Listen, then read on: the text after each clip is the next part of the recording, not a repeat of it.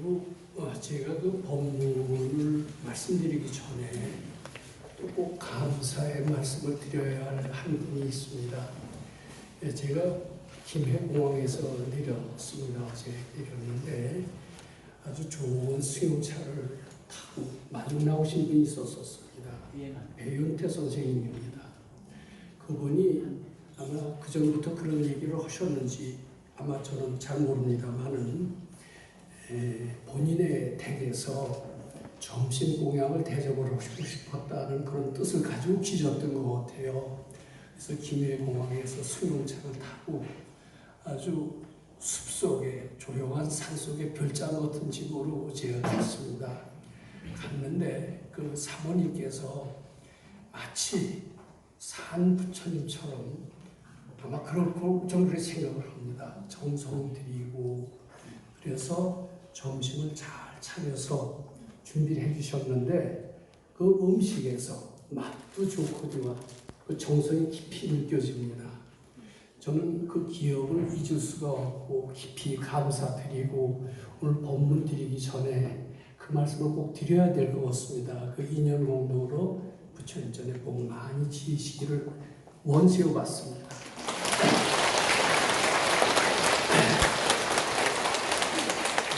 오늘 그 생활 속의 금강경의 내용을 말씀드리기 전에 제가 아주 특히 국민불교라는 이름을 새로 지어봤습니다만은 아마 국민불교라는 말의 그 참뜻을 얘기한다라면은 우주불교, 세계불교를 좀 축소해서 국민불교라고 좀 얘기하고 싶습니다. 어떤 특징이 없고 모든 사람들이 어느 때 어느 장소에서도 다 실행할 수 있는 그러한 불교, 이것을 좀 국민불교라고 그렇게 말씀드리고 싶습니다만은 이 생활 속에 이런 국민불교에 대한 말씀을 드리기 전에 제가 이 국민불교의 가르침을 만나게 된 동기 그리고 실천에서 그것을 생활에 응용하게 된 그 배경의 이야기를 조금 먼저 시작하도록 하겠습니다.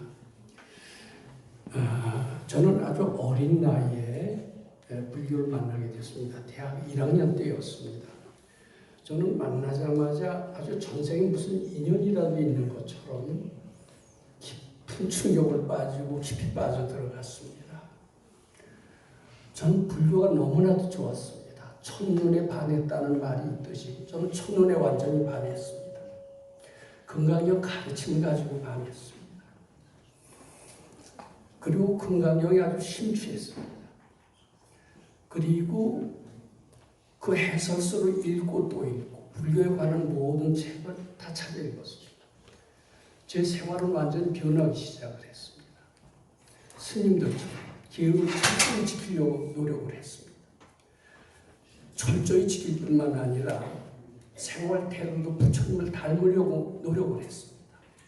성내지 않고 사람들을 사랑하고 그리고 생활 태도에 성실하고 그리고 효도하고 그렇게 하려고 노력을 했습니다. 저절로 그렇게 됐습니다. 하려고 하지 않아도. 저는 4년 동안 대학 생활을 하면서 제가 이렇게 불교를 성실히 믿고 생활 태도가 모범적이니까 사회에 나가서도 상당히 중견의 역할, 능력 있는 사회인이 될 것으로 스스로 생각을 했습니다. 나처럼 독실한 불교신자, 성실한 그러한 모범적인 이런 태도를 가지고 그리고 생활한다면 나는 사회에 나가서도 능력 있는 사람, 그런 사람이 될 것이다 라고 생각을 했습니다. 그랬던 저에게 첫 번째 시련이 닥쳤습니다. 그것이 뭐냐면 군대 생활로부터 닥친 시련이었습니다. 저는 사병으로 군대에 가지 않고 장교로서 군대 생활을 했습니다. 그때 ROTC 초창기였는데 그 당시에는 병역 혜택이라고 있었던 유일한 제도가 ROTC 제도였습니다. 그래서 ROTC 후보생으로 많은 학생들이 지원을 했었습니다. 월급도 받고 병역 기간도 상당히 사병보다 짧았습니다. 장교 얼마나 좋으냐. 그래서 저는 드디어 대망의 장교가 됐었습니다. 장교 생활을 하면서 저는 일찍 경험해보지 못한 사회의 참호된 신고식을 하게 됐습니다. 우선 너무나도 고됐습니다. 육군 공병대에서 제가 근무하게 됐는데 매일같이 하는 일이라는 게 사병들을 데리고 작업하는 것이 제 임무였습니다. 땅을 파고 석축을 쌓고 건물을 짓고 하는 것이 제 임무였습니다. 아침부터 저녁까지 일했습니다. 어느 때는 밤중에도 야간 작업도 하고 그랬었습니다. 제가 그렇게 체력이 약한 줄을 일찍이 몰랐습니다. 어떻게 보면 매일같이 코피가 나는 겁니다. 이래갖고서는 어떻게 장교 생활을 할 수 있을까? 저는 저 자신의 체력이 약한 것을 새삼스럽게 느끼면서 저 자신의 무능을 처음으로 경험했던 것입니다. 학생 때 나는 불교도 잘 믿고 성실한 생활 태도로 말하면 유능한 사회인이 될 것이다라는 희망에 대뜸 찬물을 끼얹는 아주 쇼크. 그것이 저한테 큰 충격이었습니다. 체력이 약해졌을 뿐만 아니라 저의 약점은 하나 둘 더 발견되기 시작했습니다. 저는 실력도 없으면서 자존심을 꽤 쓰였던 것 같습니다. 저희 자존심이 상관하고 종종 충돌을 일으키게 했습니다. 그리고 학교 다닐 때는 그저 성실하기만 하면 됐고 효자이기만 하면 됐고 선생님 말씀 잘 들으면 됐다라고 생각을 했습니다. 그리고 성적이 괜찮으면 다라고 생각을 했습니다. 리더십이 필요한지 협동심이 필요한지 그건 꿈에도 생각해 본 적이 없었어요. 그런데 사병들을 다루려면 리더십이 있어야 된다는 것을 그때 몰랐습니다. 자격도 없는 사람이 장교 계급장만 딱 붙여놓고 하니까 거기에 저의 못난 모습이 하나하나 다 드러나는 것. 저는 제 성격이 그렇게 삐치기 잘하는 줄 몰랐어요. 근데 삐치는데 남한테 공격적으로 삐치는 게 아니라 지금 생각해봤더니 삐치는 게 진심이에요. 탐진치 중에서. 저 자신을 자학하는 식으로 삐칩니다. 왜 저는 화가 나면 남을 공격하는 식이 아니라 저 자신을 공격하는 식인데 그러니까 수시로 맥이 빠져요. 수시로 맥이 빠지니까 정신력이 약할 수밖에 없고 이런 약한 정신력 속에서 강한 체력이 나올 수가 없었던 거예요. 상관과의 불화, 사병들, 부하들과의 리더십 부재 이것이 저의 군대 생활을 굉장히 고달프게 했습니다. 2년 만에 제대한다는 희망을 가지고 하루하루 날짜만 세는 그런 아주 고달픈 군대 생활이 저한테 시작이 됐습니다. 내가 이런 식으로 살아야 되나? 내가 한때는 유능한 사회인이 된다라고 누구보다도 나은 사람이라고 생각했던 때도 있지 않았나. 몇 달 사이에 내가 왜 이렇게 이런 옹졸한 사람이 되었나 스스로 반성을 했습니다. 저는 군대에서도 틈틈이 불경을 읽었습니다. 관세음보살 열심히 읽었습니다. 퇴근하면 출퇴근했었습니다. 자기가 열심히 불경을 읽고 부처님 연부를 하면서 굳건한 정신력을 갖기를 기원했고 내가 학생 때 생각했던 것처럼 유능한 사회인이 될 길을 스스로 채찍하고 절차탕마하고 이랬던 것 같습니다. 근데 그런 노력은 아무런 효과를 발휘하지 못했던 것 같습니다. 저희 군대 생활은 나날이 피폐되어 가고 있었던 것 같습니다. 내가 이래가 무슨 사회에 나가서 무엇이 될 것인가. 저 자신에 대한 그런 열등감으로 꽉 찼습니다. 자, 그때 제가 제 친구 도반이 한때 소개해준 그런 선지식이 생각이 났습니다. 백소옥 박사라고 동국대학교에서 총장을 하다 은퇴하셨는데 지금 경기도 소사에서 후학들을 조용히 만난다. 함부로 만나지는 않는다. 한번 가보는 게 좋을 것이다. 이런 도반의 권유가 생각났습니다. 제 군대 생활 1년 심신이 굉장히 피로했을 때 1년 만에 그 선생님을 처음으로 찾아뵈려는 마음을 냈습니다. 그때가 1966년으로 제 기억을 합니다. 첫 번 만났을 때 이야기입니다. 잠깐 그것을 소개하는 것은 의미가 있는 것 같아요. 소사 삼거리라고 지금 그 지명이 없어졌는지 모릅니다. 거기서 내려서 걸어갑니다. 한 15분 걸어가고 예전에 내무장관 하시던 백장관 댁이 어디요? 그러면 사람들이 다 안 돼요. 그래서 물어갖고선 갔어요. 그랬더니 한 10분 걸어서 어떤 집이 하나 나옵니다. 나오는데 초인종도 없고 이게 어떻게 불러야 될지 모르겠어요. 초면이니 뭐 선생님 좋았어요 할 수도 없죠. 그래서 초인종이 있나 없나 하고 안에 손을 집어넣고선 두리번 하는데 참 신기하게도 웬 할아버지가 딱 나타나더라고요. 그분이 백 박사님이었습니다. 그때는 그런 큰 어른한테 삼배한다는 것도 저는 몰랐습니다. 그래서 절한다는 소리는 알고 있었기 때문에 그래서 일배만 했던 기억이 있습니다. 근데 그리고 굉장히 어려워했어요. 왜냐하면 다른 사람의 마음을 훤히 꿰뚫어 보시고 심지어는 전생까지도 훤히 내다보신다는 이분이니까 어려울 수밖에 없습니다. 상당히 어려우고 머뭇머뭇하는데 그분은 너무나도 친절했습니다. 조금 지나니까 하나도 어려운 기분이 어느덧 다 사라지고 없어졌습니다. 겨우 역시 대화를 처음에 1시간 이상 진행이 됐습니다. 저는 그 첫 번째 대화가 굉장히 시원했습니다. 그 첫 번째 대화가 무엇이냐? 우리 속에는 그러니까 제가 그대로 전달할 수 있는 기억이 없습니다. 요약해서 얘기로 우리 속에는 전지전능한 본래 부처와 똑같은 위대한 능력이 있다. 우리가 그것을 망각하고 지냈을 때입니다. 왜 우리가 그 위대한 전지전능의 능력을 망각하느냐? 번뇌망상 때문에 그렇다. 근데 번뇌망상을 자꾸 수도하면 번뇌망상이 하나하나 벗어지면서 그 위대한 능력이 하나하나 다 드러나느니라. 내가 3년을 수도를 했더니 전생을 혼이하는 지혜가 드러나더라. 3년에 3배를 했더니 다른 사람의 마음을 혼이 꿰뚫을 수 있는 그런 지혜가 드러나더라. 그것에 또 3배를 했다. 27년을 했다. 그랬더니 도통이 무엇인지를 알겠더라. 본래 면목이 드러나더라. 이런 내용의 말씀이었습니다. 그 말씀 끝에 이것이 포함되어 있습니다. 너도 허문들 수 있다. 그런 내용이 담겨 있었던 것입니다. 또 한 가지 기억에 남는 것이 있습니다. 정확하지는 않습니다만 대략 제가 말씀을 드립니다. 어떠한 난제도 해결하지 못할 것이 하나도 없느니라. 이 난제가 참으로 본다면 해결 못한다. 근데 그 난제가 참이 아니고 팩트가 아니고 착각이고 본래 없는 줄만 알더라. 그 난제는 사라질 것이다.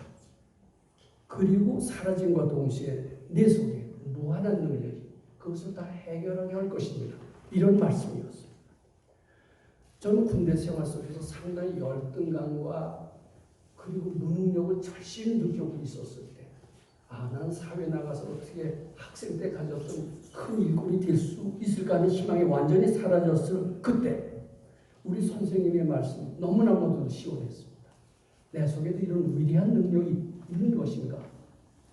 그리고 어떤 난제라도 그것을 참으로 보지 말고 착각으로 알고 수도를 해서 사라지게 한다면 해결 못할 난제가 과연 없을 것인가? 이 말씀에 대해서 아주 가슴이 뻥 뚫리게 시원했습니다. 제가 다행히 장교였기 때문에 춘천에서 근무했습니다. 매주 한 번씩 선생님을 찾아뵙게 됐습니다. 토요일날 찾아뵙고 경우에 따라서는 하루 저녁 건강연구 보고 돌아가고 그랬습니다. 제가 말씀드린 대로 그전에는 참 지옥이었습니다. 특히 일요일날은 좀 쉬다가 일요일날은 그때 쉬면 집에 왔죠. 집에 오고 월요일날 출근하려면 정말 지옥이었습니다. 오늘 또 어떻게 출근하면서 이 지옥 같은 이 고통을 견딜 수 있을까? 참 괴로웠습니다.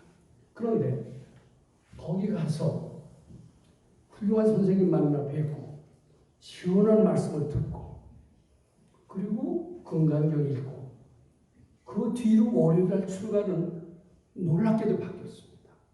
아주 가벼웠습니다. 출근이 힘들지 않았습니다. 어떤 이런 기적이 일어날 수 있는 것인가? 월요일날 아주 기뻤습니다. 화요일날은 약간 덜 기뻤습니다만 그전 화요일하고 비교할 수가 없었습니다. 그러다가 차츰 기운이 떨어져서 금요일, 토요일 되면 아주 또다시 힘든 이런 그것이 순환이 됩니다. 저는 또 갑니다. 그러면 또 월요일 날은 충전이 돼요. 충전이 돼서 기분이 아주 좋고 이렇게 됐어요. 그 전에 제 속에 있었던 열등감, 그리고 스스로 자학을 잘해요. 좋게 표현하면 반성을 잘하지만 사실 반성이 아니라 스스로 지지고 볶고는 이런 나쁜 습성이 있었습니다. 그러면서 늘 열등감과 항상 근심 걱정 속에서 살았던 이 기질에서 저는 서서히 벗어나게 되기 싫습니다. 곧 제대가 가까웠습니다. 저는 그때는 취직도 할 수 있을 정도로 꽤 씩씩했습니다. 취직해서 꽤 잘할 수도 있었을 것 같아요. 또 집안이 어려운 사정을 봐서 당연히 취직을 해야 돼요. 근데 그때 공부 맛을 서서히 붙여가고 있는 이때 이 공부를 한번 좀 본격적으로 해보는 것이 어떤가 이런 생각을 하면서 드디어 저는 취직의 길, 사회 진출의 길을 포기하고 그 선생님 밑으로 출가를 해서 본격적으로 금강경 실천 수행의 길을 걷게 됐습니다. 그 선생님의 실천 수행의 길은 간단했습니다. 모든 난제의 해답을 마음 밖에서 찾아서는 안 된다. 네 속에 전지전능한 능력이 있듯이 네 속에서 다 찾을 수 있고 해결할 수 있다. 마음 밖에서 찾기 위해서 책을 보려거나 신문 방송을 보려고 하거나 각종 정보를 얻으려고 하거나 다른 사람의 이야기에 기웃기웃하지 말아라. 모른다는 생각, 난제라는 생각이 착각인 줄 알고 부처님께 바쳐보아라. 안 된다는 생각이 착각인 줄 알고 부처님께 바쳐보아라. 모른다는 생각이 참이 아니다. 착각인 줄 알고 바쳐보아라. 네 속에 무한한 능력을 갖춘 네 속에서 그 해답을 다 찾을 수 있으리라. 그것을 실천하는 장소가 바로 그 도량이었습니다.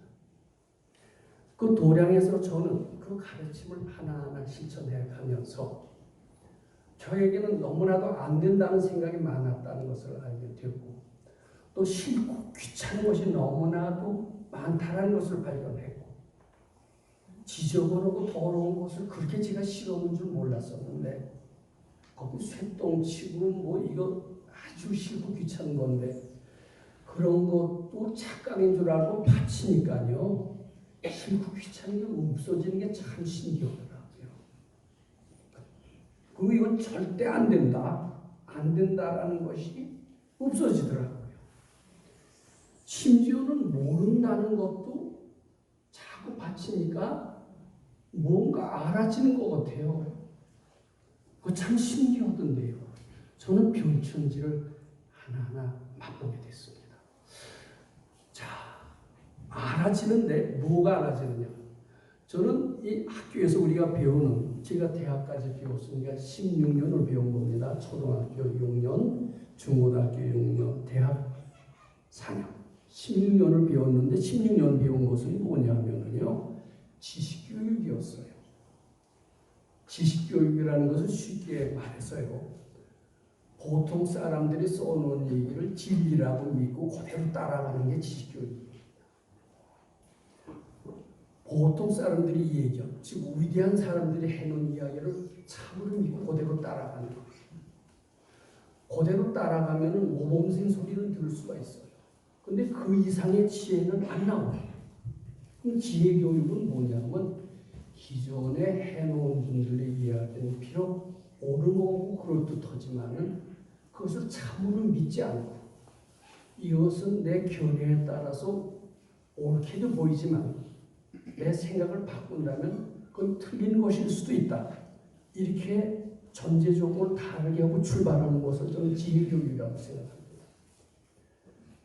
저는 수도자에 가서 바로 지혜교육을 배웠다고 생각합니다. 16년 동안 배웠던 지식교육과 제 속에 있는 창의성이나 지혜가 드러나지 않습니다. 그 기존의 지식, 정보, 위대한 학자나 스님들이 얘기한 이야기를 진리를 믿고 그대로 믿는 한 내 속에 창의성이 나올 수가 없습니다. 발전할 수가 없습니다. 근데 그것도 착각일 수도 있다. 옳다고 믿는 사람들도 있지만은 착각일 수 있다라고 믿고 그것까지 바친다라면은 내 속에 있는 어떤 보이지 않는 영향이 드러납니다. 그것이 지혜라고 저는 알게 됐습니다. 제 눈에는 상당히 별천지가 전개되는 것 같았었습니다. 지금까지 사회에서 배운 교육은 참 모순투성이었구나. 그걸 참으로 믿었다는 이 자체가 큰 문제로 한국 교육의 문제라든지 바로 이런 것이 문제로 저는 이렇게 알게 됐습니다. 저는 거기서 아주 몇 가지는 많이 깨졌습니다. 저만 깨친 게 아니라 같이 공부하는 동반들도 같이 깨쳤습니다. 더 먼저 깨친 분은 밝은 선생님이었습니다. 뭘 깨쳤느냐? 첫 번째, 전생이라는 건 분명히 있습니다. 금생의 모든 일, 특히 억울한 일의 원인은 다 전생에 있습니다. 전생이 있다는 것은 그 전에 제 불교를 하도 좋아했고 경전을 많이 읽으면서 경전 속에 전생의 인과응보의 이야기는 너무나 많이 나왔습니다. 그렇지만 전생을 보았다는 사람은 저는 만나보지 못했습니다. 이 백 선생님을 만난 뒤에는 전생이 있다는 것을 굉장히 실감하게 됩니다. 그리고 우리도 부분적으로 그 공부를 통해서 전생을 조금이나마 체험하게 됩니다. 그러면은 모든 것이 다 100% 원인지어서 결과라는 것을 확실히 느끼게 됩니다. 예를 들어서 내가 누구한테 억울하게 뺨을 맞았다. 나는 잘하느라고 했는데 뺨을 맞는다는 것은 눈에 보이는 자료만 갖고 해석한다면 도저히 이해할 수가 없어요. 근데 발근이는 뭐냐? 눈에 보이지 않는 것을 보는 것. 배우지 않고서도 아는 것이 도인입니다. 거기가 보면은 정확히 원인이 있습니다. 아마 이 몸 받기 전에 목, 그것을 전생이라고 하는 건데 전생에 지은 그대로 받는 겁니다. 억울할 거 하나도 없어요. 저는 그것을 뼈저리게 느끼게 됐습니다. 그러고 난 뒤에는 남을 원망하는 마음이 하나도 없어졌어요. 인과 응과의 도리를 깨친다면 어디 남을 원망할 수가 있으며 어디 잘난 척할 수가 있으며 어디 남의 탓할 수가 있겠습니까? 그런데 그거 알기만 하면 모릅니까? 금생의 모든 고난이 전생의 내 죄업에서 비롯된 것이라면 그것을 알고 감사하는 것만으로는 이 고난에서 벗어날 수가 없어요. 이 금생의 고난, 이것이 또는 축복이 다 전생이 지은 것의 결과라면 이것을 내 마음대로 할 수 있는 이러한 또 배움이 꼭 필요합니다. 그러한 가르침도 우리 선지식한테 있는 것을 알게 됐습니다. 그 가르침이 바로 공의 진리입니다. 난제라고 생각하는 것, 난제 속에서 고통받는 것은 전생의 죄업이 원인이라면 그 죄업이 착각인 줄 알고 부처님께 바칠 때 내 앞에 절체절명의 난제라고 생각된다는 것도 해결된다는 것을 알게 됐습니다.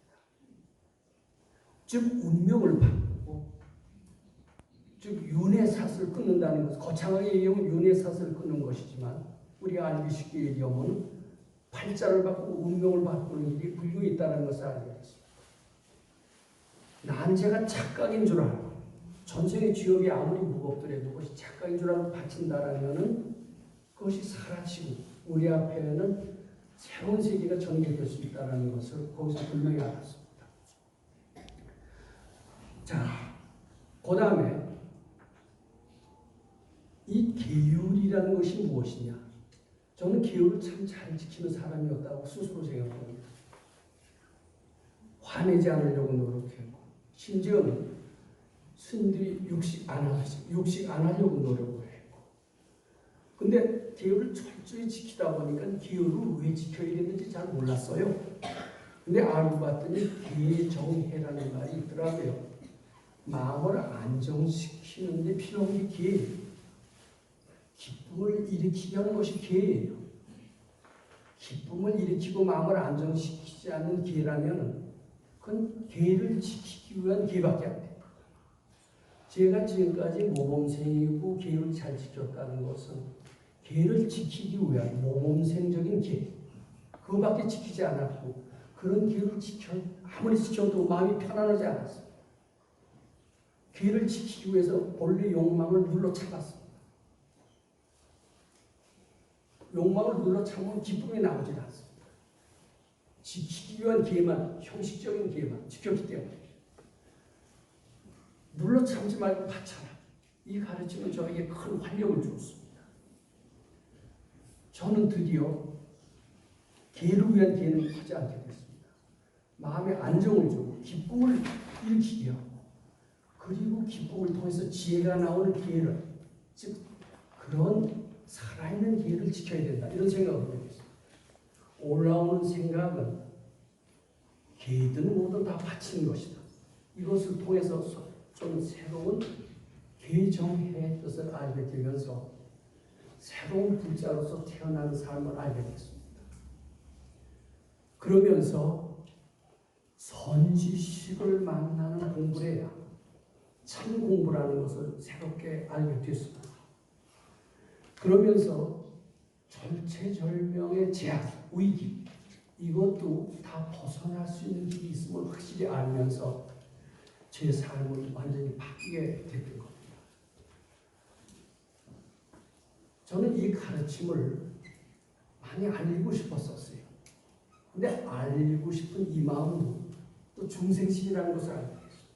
그 생각도 또한 착각인 줄 알고 바쳐야 된다는 것을 알게 됐어요.